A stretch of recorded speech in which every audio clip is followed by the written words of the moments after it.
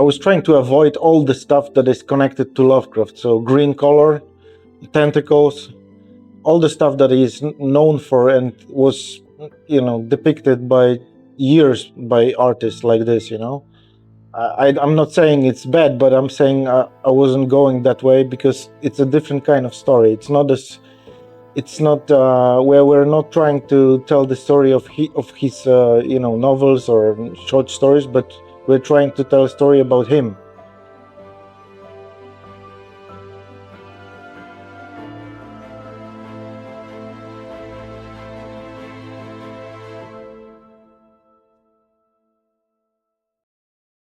So it's not the easiest story to summarize because it's not a story per se, It's more, you can try to say that it's a story of a storyteller. So imagine that we are in the head of Howard Phillips Lovecraft, it's closer to that. It's reality mixed with his fantasy and with his inner demons, fighting stuff and basically living the horror the last day.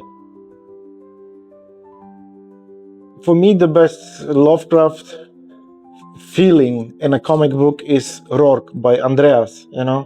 I think that's the most Lovecraftian comic book ever drawn.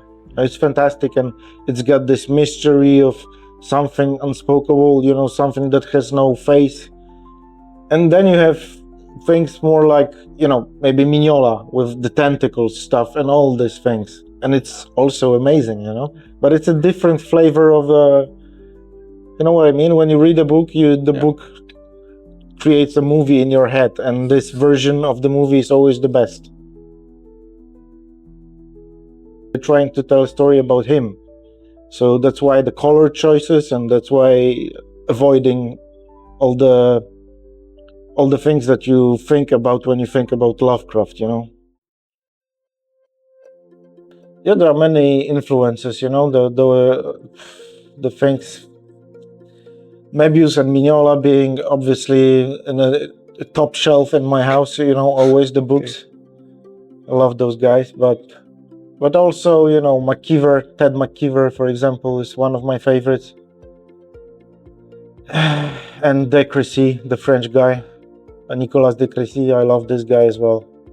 And there is also a lot of Polish drawers that nobody knows about because they have really difficult names to pronounce, like Przemysław Truściński or Krzysztof Gawronkiewicz. But those guys are the top of the mountain, as well for me. So it's that. Creating a book, the part of the writer is to write the script, right? But then I read the script, and if I like it, I will draw it. And at that point, I'm not talking to the writer because his part of the job is over, right? I'm drawing the book, and this is my part of the job. So I do what I want with the book. And that's the whole point of creating a book together, Yeah. The writer is not a drawer, so he cannot tell me what to draw or how to draw it because it doesn't make any sense, right? Yeah.